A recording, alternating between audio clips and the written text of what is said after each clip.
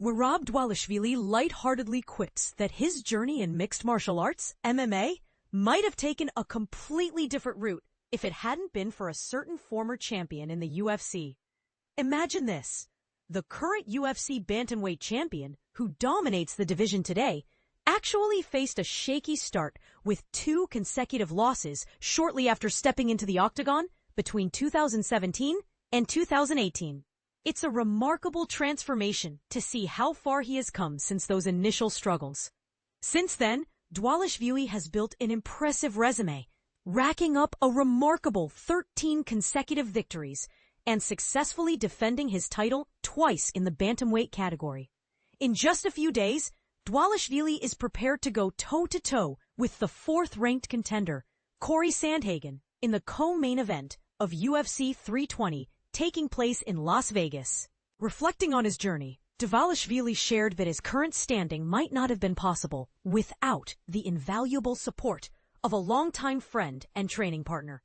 Delving deeper into this connection, it's worth noting that Aljamain Sterling, another standout in the bantamweight landscape and a crucial ally for Dvalishvili, has been regarded as one of the sport's all-time greats. Sterling, who entered the UFC ahead of Dvalishvili in 2014, holds the record for the most title defenses in the bantamweight division's history, a staggering 3 times. The camaraderie between Sterling and Dvalishvili has meant they often train together, fostering a supportive environment where competition is rooted in friendship. When asked about his career path without Sterling's mentorship, Dvalishvili pondered aloud, "Oh man, I don't know. I could be somewhere PFL now," he said, eliciting chuckles from his fellow fighter Daniel Cormier. This prompted Cormier to inquire just how significant Sterling has been in Dvalishvili's ascent. "Of course," Dvalishvili affirmed. "When you train with a real UFC fighter, you see him working hard and achieving success. It inspires you and shows you what's possible. The moment Cain Velasquez won the title, it sent a powerful message to all of us at AKA.